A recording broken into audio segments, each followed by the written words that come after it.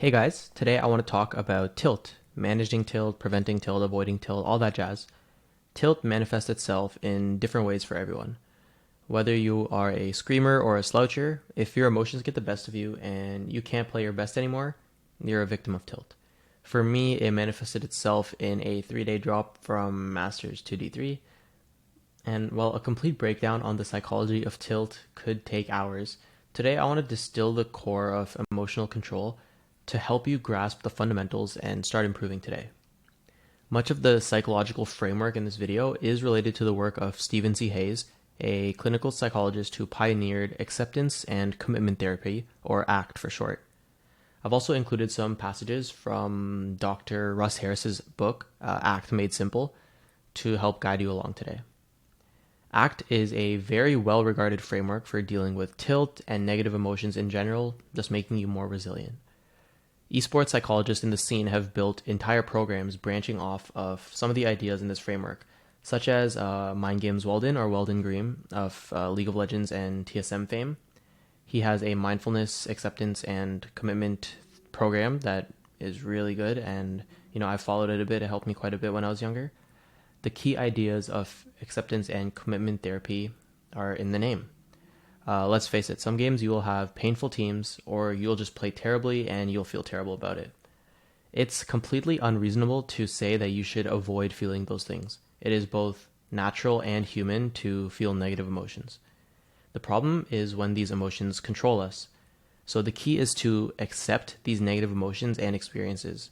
By acknowledging the anger or frustration that you feel, you become much less vulnerable to its power. So ACT has 6 core therapeutic processes, and I could speak for hours about each one, but for today I'll just touch on each one a little bit. So the first is contacting the present moment, and this just means being psychologically present. It's very easy to get distracted by wandering thoughts or go on autopilot while you're playing games. So this makes you more susceptible to emotional influence on your behavior. By trying to stay more in the moment and focusing on what's in front of you, rather than letting yourself be taken in by random thoughts, you will have much more control over your conscious experience. The second process is diffusion. This is the ability to separate yourself from what you're thinking. Obviously, your teammates making a misplay will create aggravating and negative thoughts about how you can't control a worsening situation. Rather than letting your thoughts guide you, you need to just observe them. So this process reminds me of a great mindfulness practice I learned from renowned meditation teacher Tara Brach.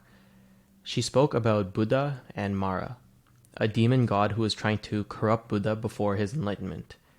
So Mara would visit Buddha each night and attack him with lust, greed, anger, and doubt. But Buddha would simply respond, "I see you, Mara," and offer him some tea. Mara would eventually move on without having any effect on Buddha's internal state. This story really helped me diffuse my negative emotions when I sensed their presence. I would literally start to say out loud the words, "I see you," to my anger when I noticed negative thoughts. Basically detaching myself from the experiential side of my emotions and just becoming an observer.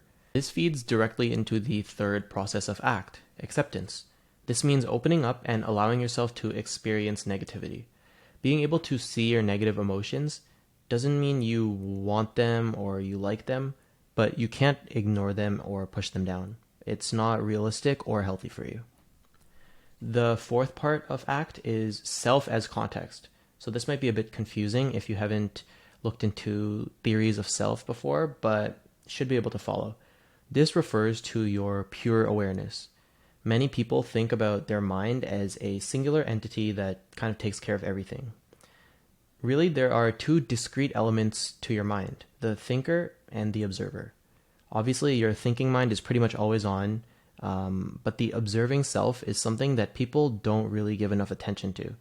Your actual awareness, the observing self that perceives things like feels touch, is separate from the thinker. Tying back to the story of Buddha and Mara, your pure awareness is really who you are.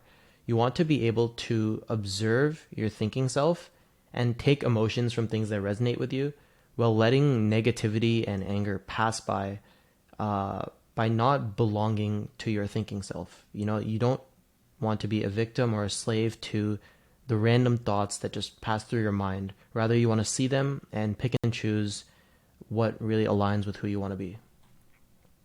So the fifth process is values. This means knowing what matters to you, and in our context, that means knowing why you're playing and what you hope to get from it. What is guiding your actions? For me, I want to be as good as I can be, both competitively and artistically. I want to be able to express myself creatively with like my thoughts and just how I do things in my own unique way, while being as good as I can be. Right now, I know that I am not the best I'll ever be. So when I play, my compass is guiding me to learn how to play better. There is literally zero reason for me to care about my teammates' performance, because obviously if I get better in the long term, I'll be able to win these games really easily. The big picture involves me taking the present moment to just better myself. So all I need to focus on is myself. Even my own bad performance shouldn't really weigh me down negatively, because my values don't care too much about this one game's performance, and rather I'm more interested in long-term improvement.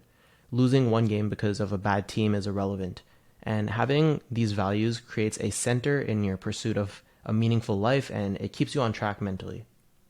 Personally, I would actually really recommend writing down a list of your values.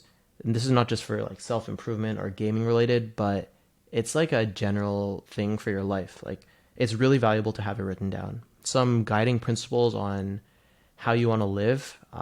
It's so useful to like verbalize these, because it makes your values much more definite to have them written out. They're less malleable or less like conceptual. They're literally just there on a piece of paper or on a Word document.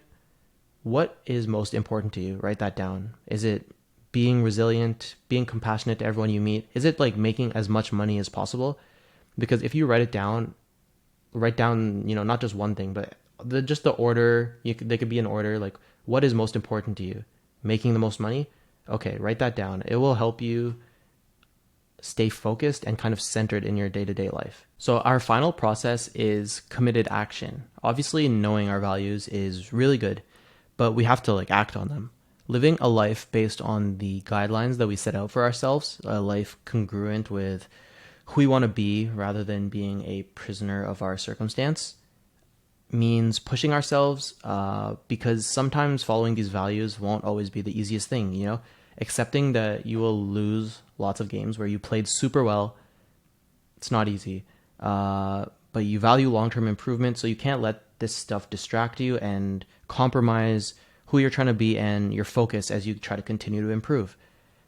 Sometimes it will be you doing extremely badly because you're prioritizing your growth over short-term performance. Some people will have a terrible game where they're trying new stuff, and they'll feel ego, they'll feel shame, and they won't want to do it anymore.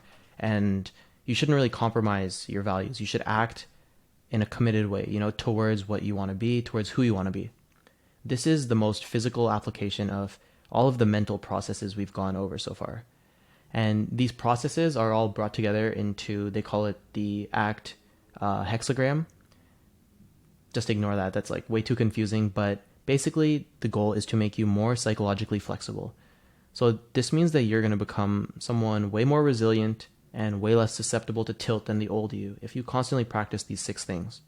Again, looking at this diamond, there's just like a lot going on that could be talked about for hours. But for now, just think of the processes of ACT tying together to form a more focused and resilient you. Someone who doesn't lose sight of what they're striving for, and someone who's not, a victim of their own emotions, someone who's in control. So yeah, thank you guys so much for watching today. I know it has been a while, but I'm planning to make a lot of videos over the next few months. Some will be like this, some will be different. We'll see where it goes, but I have been gravitating more towards League of Legends content, although I want to make some videos like this, which are general, can help people who play any game. This is not even Valorant content. I just want to speak my mind sometimes, tell people things I learn, but also do stuff that interests me. So I will try to keep things general, but not all the videos that are coming might be your cup of tea. Hopefully they're helpful or interesting, obviously. And I do hope you learned something today. Come check out my stream on Twitch, Alex Kabam. I stream every day. If you like this video, a thumbs up really helps. And if you want to see more, can subscribe below. Till next time. Peace.